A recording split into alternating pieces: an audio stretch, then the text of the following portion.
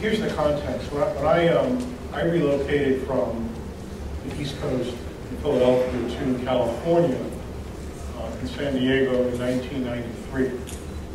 And I did so with a great deal of zest and energy and enthusiasm for coming to California, because I really felt that as California would go, the nation would go, from a variety of standpoints, ideas, innovation, demographics, sense of community, all those kinds of things. And so today,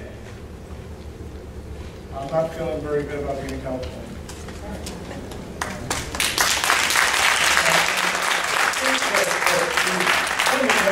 A few steps back.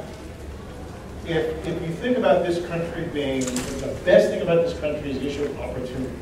Not guarantees, but opportunity.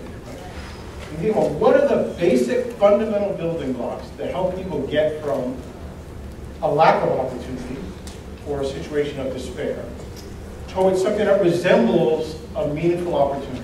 Right? Healthcare, a public education system, a public transportation system, an affordable housing system,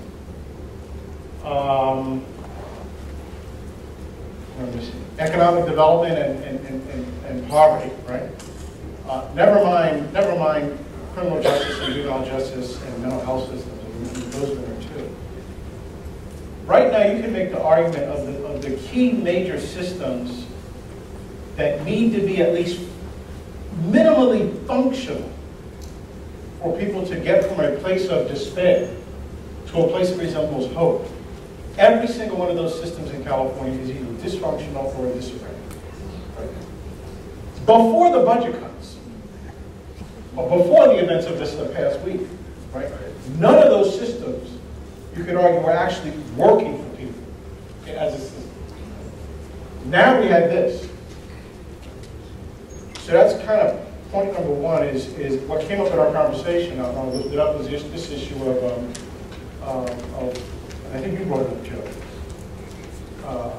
What does this mean for the social contract between people and communities and civic society and government? And so the point I made was, man, this isn't just editing it. This is kind of tearing it up and forcing us to start all over. So that's point number one. Point number two, about the cuts themselves. I just took a look at the California budget project, sort of bullet by bullet, line item, where the cuts are, and I counted, at least in the health section, I counted 40 cuts to programs. I conservatively counted that 21 of the 40 cuts will actually cost more money. Well, you can close your eyes and do this, and you can pick one. Elimination of the Black Infant Health Program, HIV/AIDS, in-home supportive services. I mean, it's all over the place, and in many cases, there are actually reports and data that these programs actually save money in reducing emergency room costs, in reducing hospitalizations, in reducing complications of these kinds of programs. So we're actually making the situation worse, even though we're trying to solve it. And the last point I'll make is I agree with Senator Cedillo, and I just want to thank him for his leadership, in pulling this together, and the strength of his conviction on the vote. I guess I'm kind of I'm struggling with this one, I'll be honest with you. I'm kind of struggling with, I guess it's a leadership issue. I mean, it has to be. It has to be. It has to be said all day.